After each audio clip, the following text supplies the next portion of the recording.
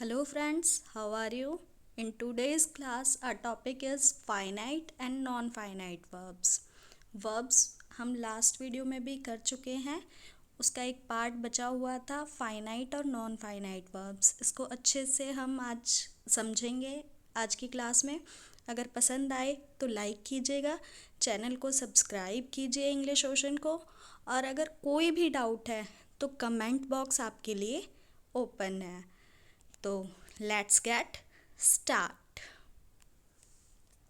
सबसे पहले तो हम ये समझ लेते हैं कि फाइनाइट वर्ब्स क्या होती हैं और नॉन फाइनाइट वर्ब्स क्या होती हैं. इनके एक ब्रीफ डेफिनेशन समझेंगे, देन इसको आगे कंटिन्यू करेंगे. A verb which shows time और a verb which is limited by number, person और gender of the subject is known as a finite verb. ये तो हो गई बुकिश डेफिनेशन. ये आप सब बुक में से भी रीड कर सकते हैं. तो मेरा यहाँ पे क्या फ़ायदा हुआ, मैं आपको इसको इजी लैंग्वेज में समझाऊंगी. देखो, जो वर्ब सब्जेक्ट के अकॉर्डिंग चेंज हो जाए, जैसे वो एक फेमस रील आई थी ना, I dance you dance why he dances. Okay, then we have to understand that verb changes according to subject basis on the number, gender और person. जब भी वर्ब हमारी चेंज हो जाएगी सब्जेक्ट के अकॉर्डिंग, सिंगुलर है तो सिंगुलर आएगी, प्लूरल है तो प्लूरल आएगी, तो ऐसी वर्ब्स को हम फाइनाइट वर्ब्स बोलते हैं. क्लियर? ये टेंस के रूल्स के अकॉर्डिंग होती हैं. अब आती हैं नॉन फाइनाइट वर्ब्स. ये बिल्कुल वो वाला डायलॉग फॉलो करती है, पुष्पा झुकेगा नहीं. तो ये वर्ब्स चाहे सब्जेक्ट सिंगुलर हो, प्लूरल हो, जेंडर कोई भी हो, कैसा भी सब्जेक्ट हो, ये बिल्कुल एज इट इज़ सेंटेंस में रहती हैं. इनको किसी भी पार्ट्स ऑफ स्पीच से फ़र्क नहीं पड़ता. सिंगुलर के साथ भी ये सेम ही आएंगी, प्लूरल के साथ भी सेम आएंगी. इन डिटेल नेक्स्ट पढ़ेंगे. पहले चैनल को सब्सक्राइब कीजिए और वीडियो को लाइक कीजिए. इतना डिफरेंस समझ आया? अभी हम पढ़ रहे हैं ऊपर ऊपर से. इन डिटेल इसको डेप्थ में भी समझेंगे.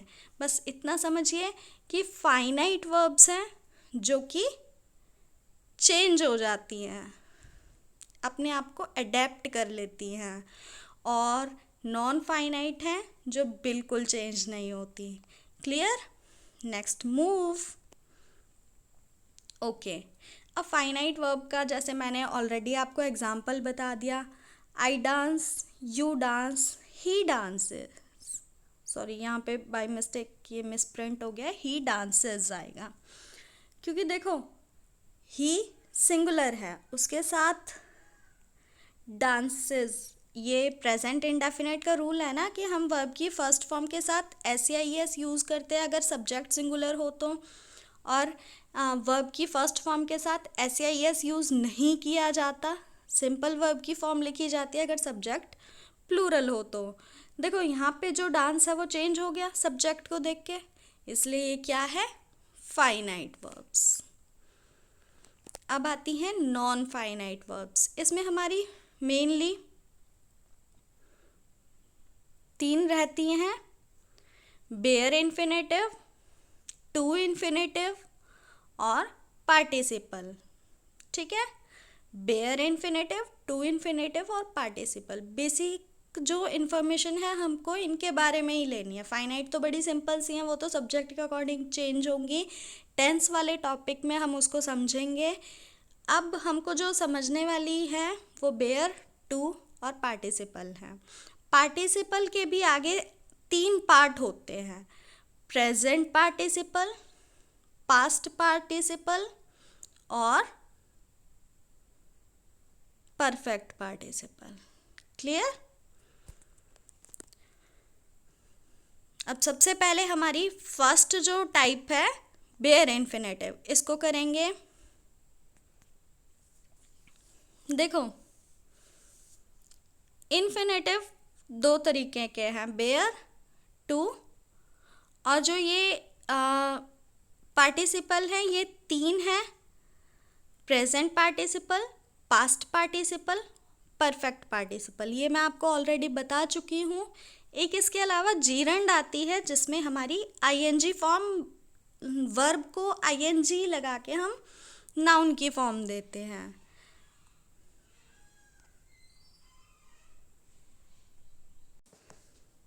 ओके देन, सबसे पहले समझेंगे बेयर इन्फिनेटिव। देखो, जब हम वर्ब को सिंगल फॉर्म में यूज़ करते हैं, वर्ब की फर्स्ट फॉर्म में, उसको बेयर इन्फिनेटिव बोलते हैं। इसके बेसिकली 4 टाइप्स हैं, 4 इसके तरीके हो सकते हैं। पहला तरीका, जब भी मॉडल्स आएंगे, मॉडल के साथ वर्ब की फर्स्ट फॉर्म आती है, ये हमें रटवा दिया गया है पर समझाया नहीं क्यों। आज हम इस वीडियो में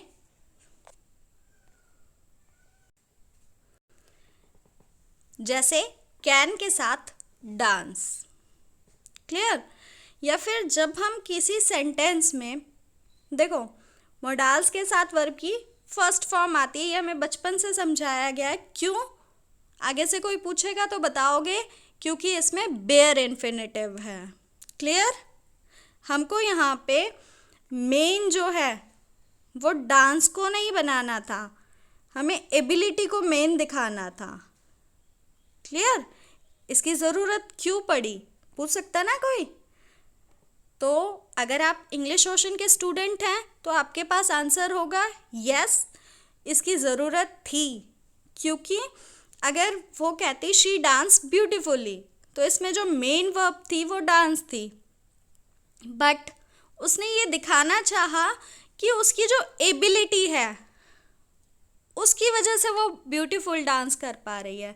तो मेन इसने कैन को दिखाने की कोशिश की है, इसलिए इसने कैन डांस का यूज़ किया है। क्लियर? जहाँ पे हम वर्ब को मेन रखेंगे हम उसको फाइनाइट फॉर्म में ही रखेंगे, पर जहाँ पे भी हमने उसको नॉन फाइनाइट की फॉर्म दी है, कुछ ना कुछ उसके पीछे रीज़न ये होता है, या तो हमें कुछ एक्स्ट्रा इन्फॉर्मेशन देनी होती है, या हमें सेंटेंस में किसी और वर्ब को हाईलाइट करना होता है। जैसे इसका नेक्स्ट यूज़ देखते हैं, I heard him Singh in the park. इसमें जो सिंग है ये बेयर इन्फिनेटिव है। क्यों?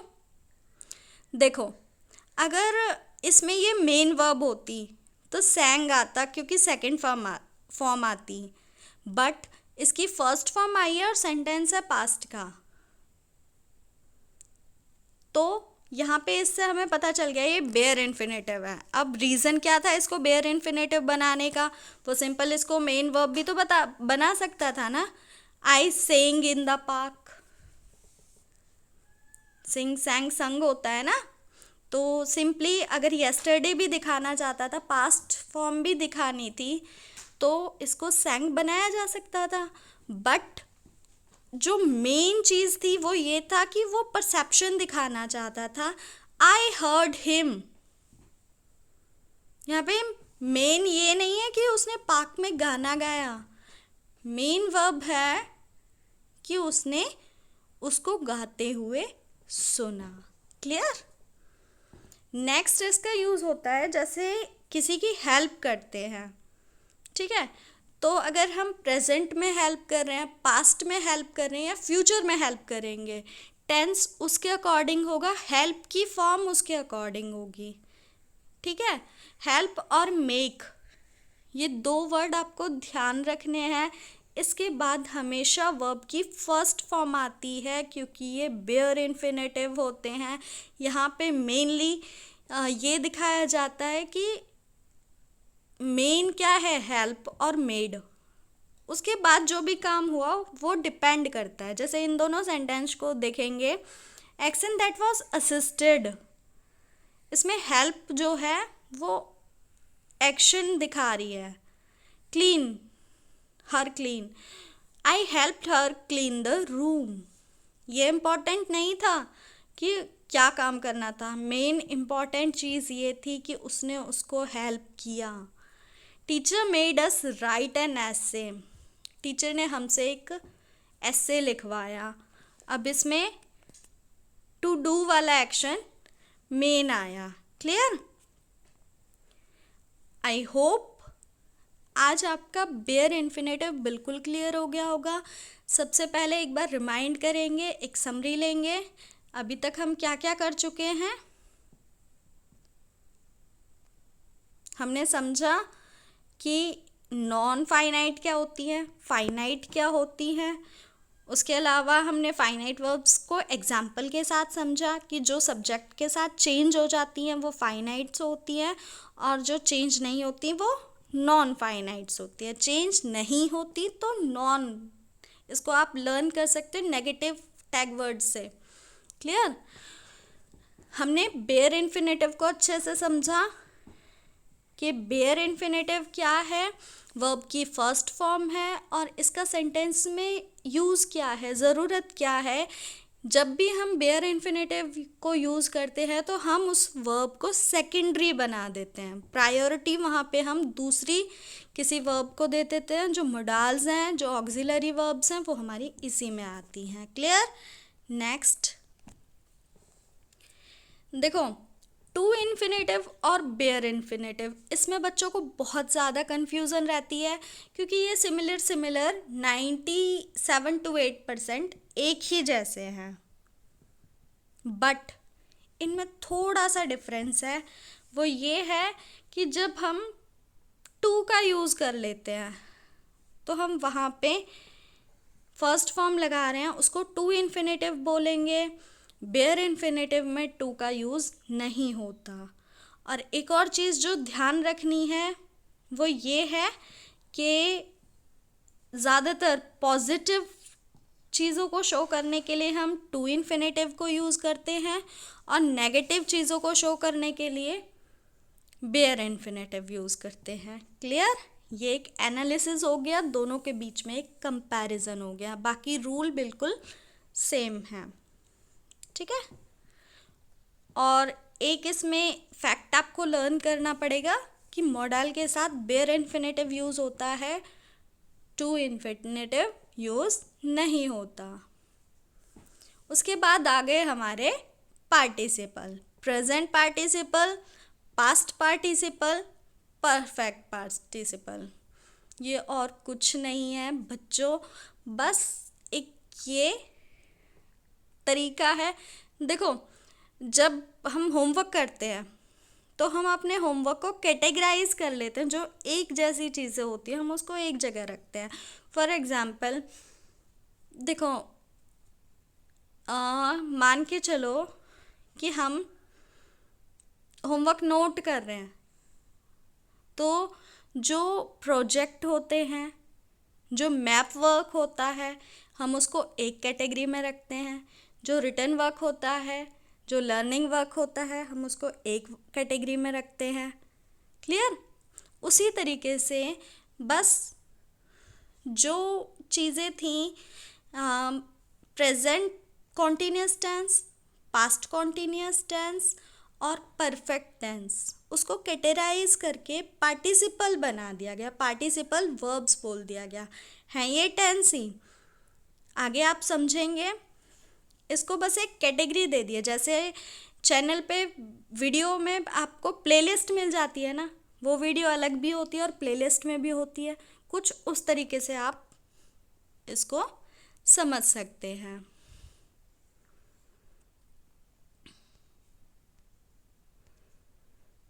अच्छा, देखो, पहले इसके एग्जाम्पल समझेंगे बेटा हम। प्रेजेंट पार्टिसिपल, प्रेजेंट पार्टिसिपल में सबसे पहले एक एग्जाम्पल लेते हैं, ही इज़ प्लेइंग। मैंने आपको बताया था कि जब वर्ब सब्जेक्ट को चेंज करने पे चेंज नहीं होती हम उसको नॉन फाइनाइट बोलते हैं। क्लियर? तो यहाँ पे ही इज़ प्लेइंग में वर्ब क्या है? प्लेइंग।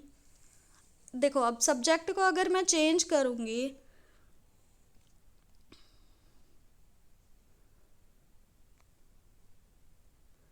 मान लो मैंने ही की जगह लिख दिया she is playing. Clear? I am playing. Playing word जो है वो चेंज नहीं हो रहा, that's why we put present continuous in the category of present participle. Clear? ये एक ऐसी वर्ब हो गई जो चेंज नहीं हो रही, तो ये नॉन फाइनाइट का हिस्सा बनी। अब सेम चीज़ आती है पास्ट पार्टिसिपल के लिए। टेंस की वीडियो मैं जल्दी आपके लिए लाने वाली हूँ। बाकी जिन बच्चों को टेंस की बेसिक इन्फॉर्मेशन भी है उनको ये पता है कि प्रेजेंट कॉन्टिन्यूस टेंस और पास्ट कॉन्टिन्यूस टेंस में बस इज, एम, आर, वॉज, वर यानी कि हेल्पिंग वर्ब का डिफरेंस होता है, बाकी कोई डिफरेंस नहीं होता। तो देखो, अगर प्रेजेंट कॉन्टिन्यूस में जो हेल्पिंग वर्ब आईएनजी फॉर्म लेके है वो चेंज नहीं हो रही, तो पास्ट कॉन्टिन्यूस में भी वो चेंज नहीं होती। फॉर एग्जांपल जैसे हमने लिया था ही इज़ प्लेइंग, अगर यहाँ पे ही वॉज प्लेइंग होता,